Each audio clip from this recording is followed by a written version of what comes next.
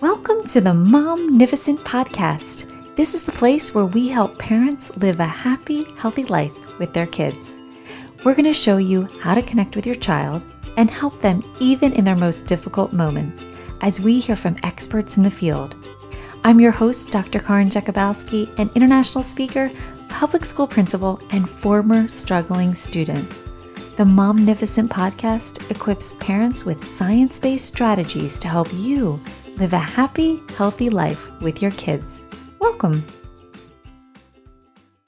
There has never been a time in history when educators have felt such overwhelmed levels of stress, burnout, and exhaustion.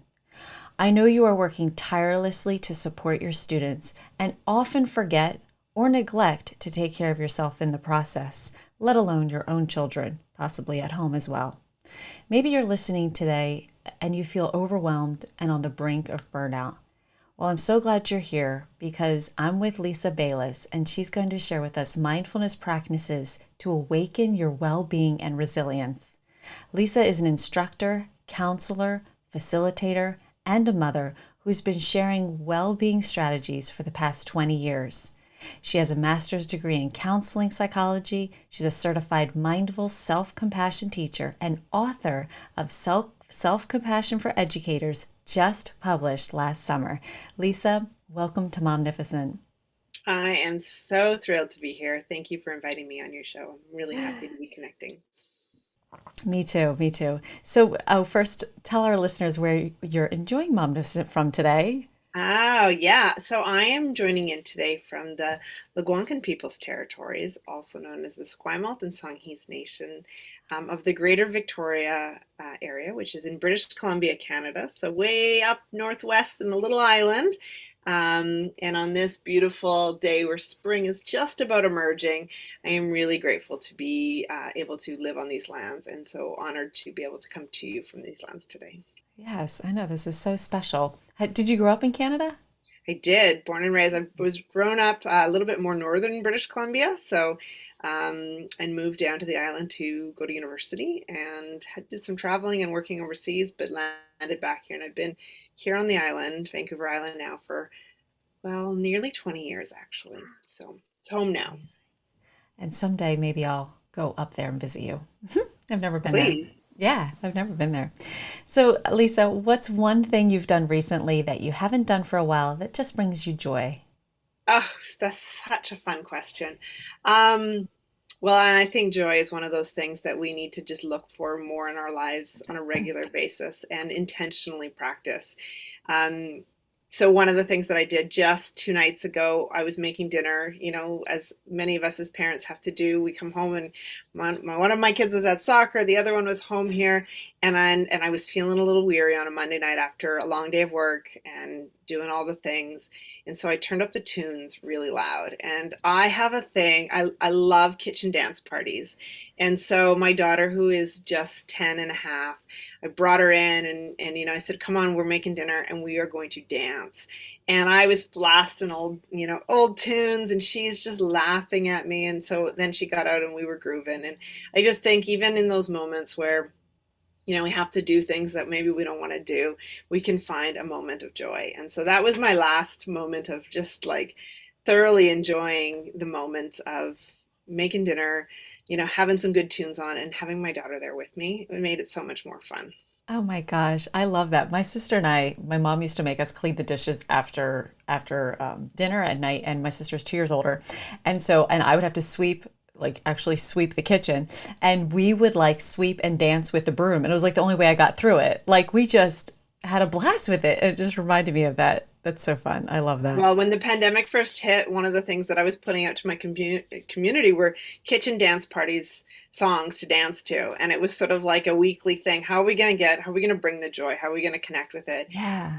And so, many people who've been following me for a while know that that's one of my favorite things to do, especially when I'm feeling a little weary and a little tired. You Yeah. find the right song and you get your groove on, and You it can do. just bring in a little bit more fun to, really tired moments. So, Yeah, yeah, and a really good song just like totally re-energizes you, and like you just have that really, really, really super good feeling. yeah. And That's so fun. I love that you shared that. So, Lisa, what were you seeing and experiencing that led you to write your book?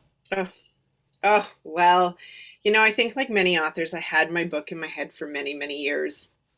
And when I first started thinking around a lot of this work around mindfulness and self compassion, it was here in the province of British Columbia. I was actually 2014, so like actually quite a long time ago. We had a September when we were supposed to go back to school. We stayed out on strike, actually. We didn't go back. And it was a really, I don't know about like you, but for most, back to school is a new year, right? Like, there's that feeling of, new clothes, new year. Like this is for educators, especially. It's a fresh start. And September, end of August, whenever we go back, it's such a really good energizing feeling most of the time. We're rested off the holidays. And it was in this year that we didn't go back, and we stayed, and we were like picketing on the side of the sidewalks for like almost 2 weeks. And then finally we were given we're almost mandated back with a really poor deal. And I watched all my colleagues come back into my schools, and there was this feeling of defeat and exhaustion and weary, and just feeling so unsupported. And at the time I was what are we doing with this? And I was seeing kids in my counseling practice, they were really struggling. And I really started to see this correlation between when our educators were feeling connected and happy and supported and valued, and how it related to the kids. And it was such an important piece for me because it was actually as more of a mom that I was sort of watching this from. My own son was about to start kindergarten the next year. And I thought, how do I send my babes into a system? I've been working in the system for years. I know the system is hard. I know it's difficult. But how can I start creating momentum change where we put wellness, educator well-being at sort of the forefront of well-being and mental health in schools? And I've been sort of talking about it, or standing on any rooftop I could speak at and just yelling it for years. And then, as like many of us, we got stuck in a global pandemic, and it was hard. And I started to see how necessary compassion was, how necessary it was to be careful and kind and supportive and present with ourselves and with our students. And so I had created the outline, and I knew just as the pandemic hit, this was a book that needed to be in the hands of educators. And when we see how hard we're working, how many expectations are on us as educators, and how weary we are, and we're long days and coming home, and then also trying to live with our families and Right. be Oh, human yeah. beings, I right? know. I I just felt know. like we needed to have some messages that would really support us as educators. I'm so glad you said that because even as a principal, there's so many things that you are managing and in charge of and responding to pre-COVID, right? And yet it's that other thing of like, how are you taking care of staff? How are you building the staff culture? What are you doing to take care of staff? And it's like it's almost like I feel like it is almost a part-time job that as principals sometimes you feel like you never have the time for it, but it's so important, it's so critical, and it's like how do you balance all of this? And fortunately I have a secretary this year who really is all about the staff morale, and she helps me insert just little fun things all the time to keep it on the forefront, because literally there's only so much attention you have every day to give to everything you're supposed to be doing. And so I really love that you shared that, because there is such an importance to it, and I don't know that it is at the forefront like it should be, and maybe now it's starting to come out even more. So that's why I love that you wrote this book. I started reading it. I love it already. Like I told you on the pre-call, like I bought it for my staff to read this summer. And for those who might not have heard of your book yet, and picked it up, what have people said about your book that has helped them? Hmm. Um, so the book is written as a foundation of understanding mindfulness and self-compassion as a way of creating sustainable well-being in our lives. And so it kind of goes through the why, the how. Like, why do we need to talk about this? How do we actually live it? How do we get out of our head and into actually experiencing what we're doing? Because, like many educators, we're really good neck up. We spend a lot of time in our head, but to actually, feel into it, embody experiences, understand it is a whole full approach, right? There's a Coast Salish word I was taught by one of the elders here called natsamat, and natsamat means a coming together. It means like not just being in our head or not just being in our heart, but aligning all parts of us. So And good. so, the book was written so that we could help Go educators to recognize that their whole selves really need www.educationalimpactacademy.com caring forward for. And so slash free video then there's a part and around grab your like, and what free do we gift do? And I today. have some 7Cs and some practices and exercises. But what I've heard from educators is as they've picked it up and they've started reading it is that it's easy and accessible. There's a lot of research. I mean, I'm no by means the first person who's written about educator well-being, but a lot of it's very content heavy. It's very academic, that the writing that's out there, it's thick. And I had some educator well-being books and I picked them up and I felt overwhelmed just by holding them. And I wanted to write a book that when you picked it up, it just like brought you happiness just to hold it. And even in the first few pages, there was lightness, and Yes. you didn't feel overwhelmed about having to care for yourself by reading something that was going to overwhelm you. And so what I've heard is that it's accessible, it's easy, that there's stories and strategies, that there's reflections, that you don't have to take it all in. It's chunked really well, and it's the way to dive in slowly without feeling like you're having into the deep end of the pool and that you're drowning. It's sort of like the nice life jacket that helps you walk through all of the struggles that you're doing, so you're staying afloat amongst it all. Oh, I love this. And that is exactly how I felt when I read it. Like you just opened the book with a story that just puts you right in, and you're like, oh my gosh, she's just like me. Hey there, it's Karin. I hope that you're enjoying the show. And by the way, if you're a mom who wants to learn how to help your child when they're struggling behaviorally or facing challenges in school, get started today by getting my free short video course, 3 Steps to Happy Healthy Kids, at www.educationalimpactacademy.com/free video.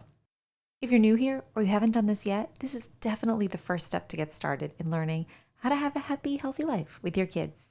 So head on over to www.educationalimpactacademy.com/free video and grab your free gift today. Like she's got stuff like she had an argument with her husband, like, oh crap, so did I. I guess even something simple as that, it just draws you away. You're like, okay, I can listen to her and I wanna hear what she has to say. So can you teach us one practical way right now that we could practice self-care that we could walk away with maybe after listening to this right now? Oh, yeah. I mean, and self-care is such an individualized practice, right? And so, one of the things that I often say too is that a lot of educators feel overwhelmed that, you're telling me to do one more thing. Self-care is one more thing. And I just want to acknowledge that when self-care is done in a way of really caring for ourselves because we love ourselves, it's this like behavioral self-compassion. It's like the action of like caring for ourselves. And when we do this and we're doing it intentionally and purposeful, it's not one more thing. It's who we are. It's what we do. And so, and the other thing I just want to name is that often we feel like self-care is another thing to do. And then we're just doing it and it's not the fix to help a system that's really struggling.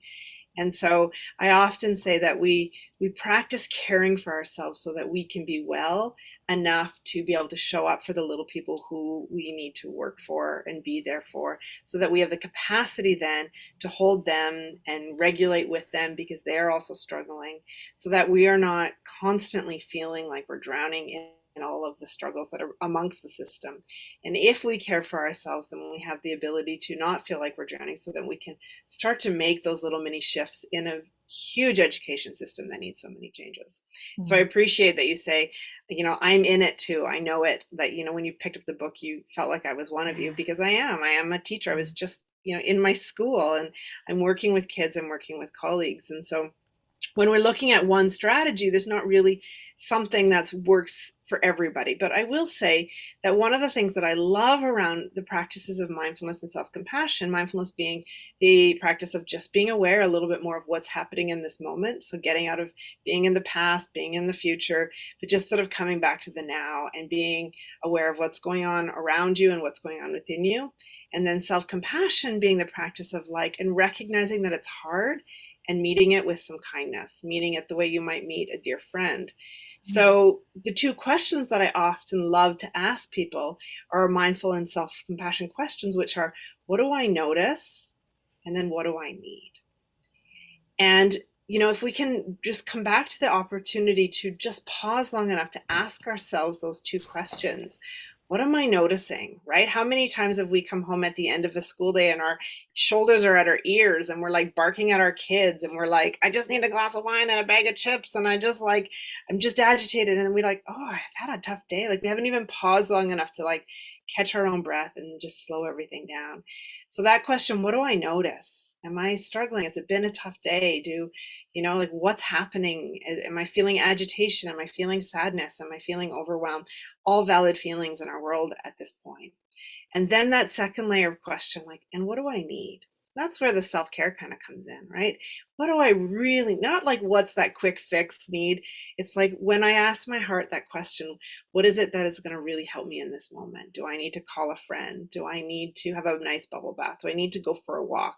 I might want to lie on the couch and, watch Right. binge out on Netflix because that's kind of like the quick and easy I need to numb. But sometimes when we actually pause long enough to say, what do I notice? And then what do I need? We can attend to some of the heaviness that's going on within us. That is so awesome. Yeah. Those are the practices really of Love slowing that. down and checking in. I love that. So I'm taking my notes here. So let me just make sure I wrote this down because I think I missed the end part. Um, so self care, when it's done in a caring way, when we do it and it's intentional, it's not one more thing. It's what we are. Is that what you said? What did you say at the end there? Yeah, I think so. It's who we are. It It's is who who we we are, are. right? It's like it's the practice of caring for ourselves I so love that we that. can show up. Yes. Oh, that's so good. It's beyond one more thing. It's saying, I love myself. I love this one that I'm going to stop and pause and think, what's going to be the next best thing that I can do to care for myself? And we can even do this amongst a crazy day at school, right? Like Yes. you can, just before you walk into your classroom after recess and the kids are bouncing off the wall, we can pause and just take a deep breath and stop and say, okay, what do I notice? Whoo, look at this classroom. It's a little bit crazy right now. What do I need? Maybe I need to just take one more deep breath before I take this next step. But we tend to go from A to B so quickly that these two questions are just beautiful reminders to pause and slow down a little bit so that we can just check in and know about doing the next best thing. It's acting with wisdom and care for ourselves, and can be done anywhere at any time. So this is hysterical because today my educational diagnostician has been telling me that for the last couple of days she started this new thing where she shuts her door for 5 minutes and she does this. She just follows this little meditation on YouTube or something. And I know I need to do that, but do I just stop and do it? Like, no, because I just let other things take over. But we do have the power to stop and make that decision. And so I said to her, the next time you do it, tell me when you're doing it. I'm doing it with you. Like I'm just dropping everything and just forcing myself to do it because I know it's so good. And today, for the first time, the ED, my psychologist, and I like went into our office, closed the doors, and I just sat quiet. I mean, I just sit quietly on my own for right now for 5 minutes. And my educational diagnostician was like, I am happier. Like I can do my work better. Like she it's like this 180 for her. And I can see it. It's amazing. So it could be even something that simple. Like you know it or you've heard it, but really I just challenge you listening, like try it. Give yourself that opportunity and watch and see. And I love how you say it's so individual because so many times we hear what people do and we just think, well, that's what it is. And it may or may not be what people are comfortable with or feel like they can do, or they've tried it and it didn't work. And then they feel like they're like a failure at it or whatever. But I love how you're saying, no, you know what? It's so personal. Like you find what works for you. And I think that's so beautiful. I Yeah, love and that you and it's shared a that. really important thing because a lot of what's happening with teacher wellness, especially through the US and Canada right now, is like, well, we'll just throw a yoga class at you and then you're all taken care of. And for some people, that's going to be like, awesome, yoga in my school, I can't wait. And others are like, that's not my thing. Right. And then we have to recognize that then we're not bad people because that's not our thing. And it's not, self-care is such an individualized practice of like, what is going to help me in this moment? And so I love that you've taken 5 minutes, but I also want to just remind listeners 2 minutes are fine. 1 minute pausing. There's a beautiful practice we teach called stop, which is like actually stop, take a big deep breath, observe what's going on, and then proceed with wisdom. And sometimes it can happen within 30 seconds, right? Like it's retraining your brain to say like, I'm not going to be in doing mode all the time. I'm going to stop and be a human being just for a moment. That is so it. And it is so easy to say that. And when you hear that, it's like, that's awesome. But no, like challenge yourself to really, and I think that's a good point you bring up. It's not a habit yet, but the more you do it, like you said, it will become just who you are and it will feel like one more thing. Totally. So what is a practice, or you might say, no, Karin, it's not like one practice, but for lack of my question, what's one practice a teacher or a parent can do with their child or their students in class or at home this Oh, week? What would you totally. say And they for are their kids? practices. Yeah.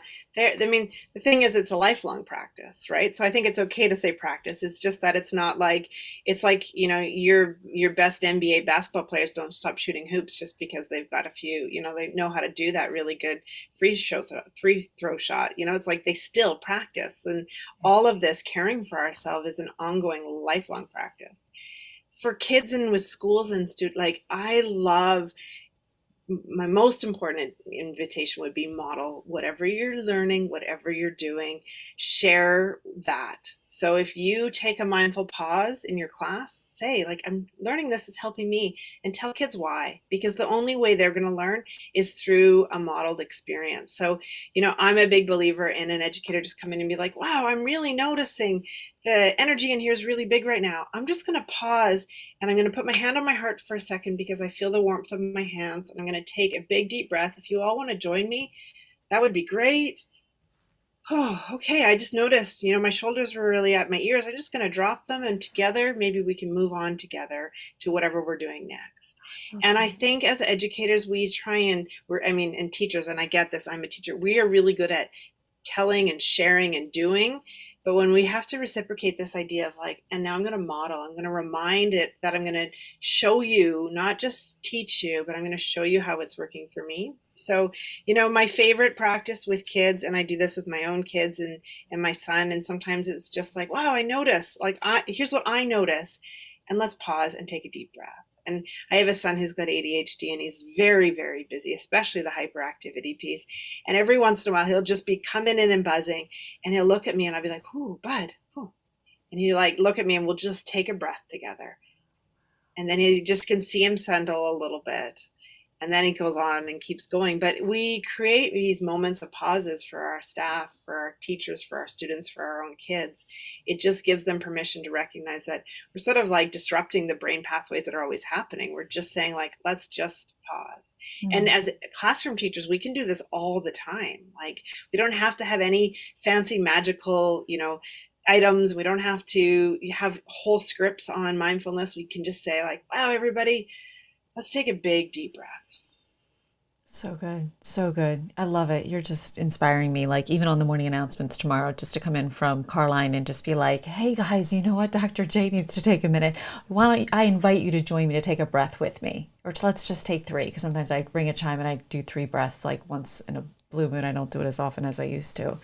I also Um, just have to say, I love how you say, I invite you. And I think that this is the most gracious, trauma-informed, beautiful lens we can offer any students, is it's always an invitation, even for our own kids. You don't say, you have to take a breath right now. When someone says that to me, I'm like, no, right? Don't tell me what to do. But when there's a beautiful invitation, it's like, I'm just noticing, I invite you all to join me. Like, what a beautiful language in being able to have others share in our experience with us. and I love how you say relationships are the engine that drive connection and build resilience.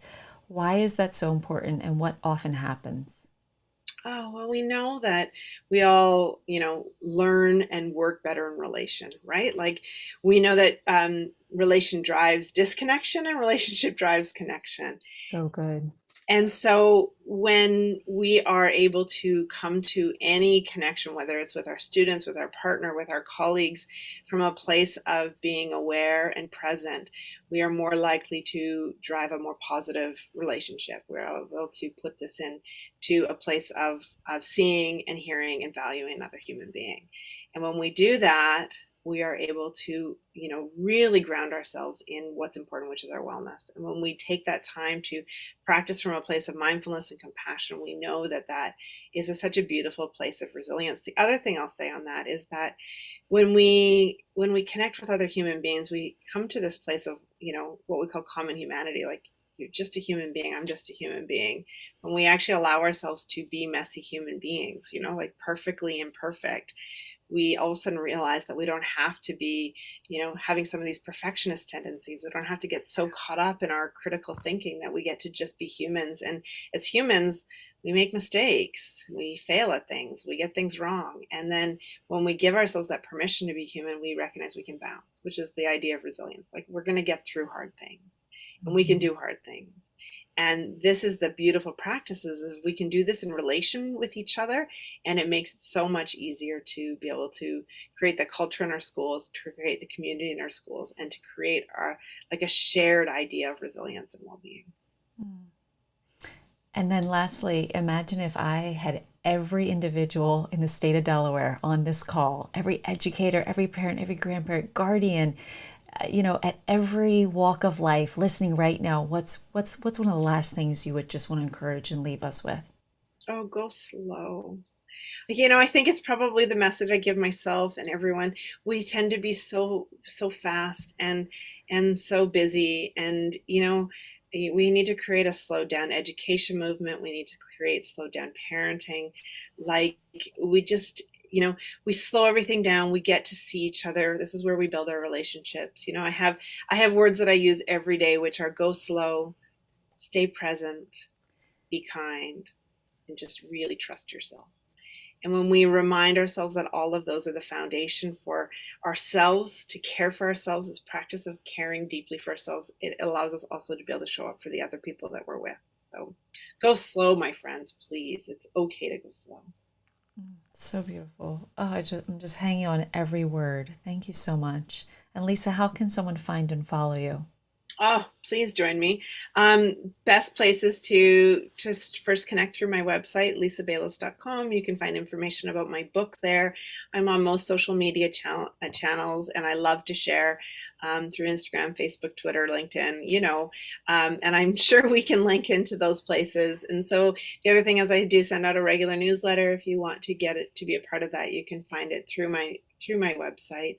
I love to share practices and strategies for educators to really support themselves through mindfulness, through self-compassion, through caring for themselves, so that they can then be present for everybody else in their lives, including themselves. So please join me, stay connected. I've got lots of great opportunities coming up for educators, especially coming this spring, and ways to work with me and to work with some of the other educators I work with. So I'd love to hear from you all.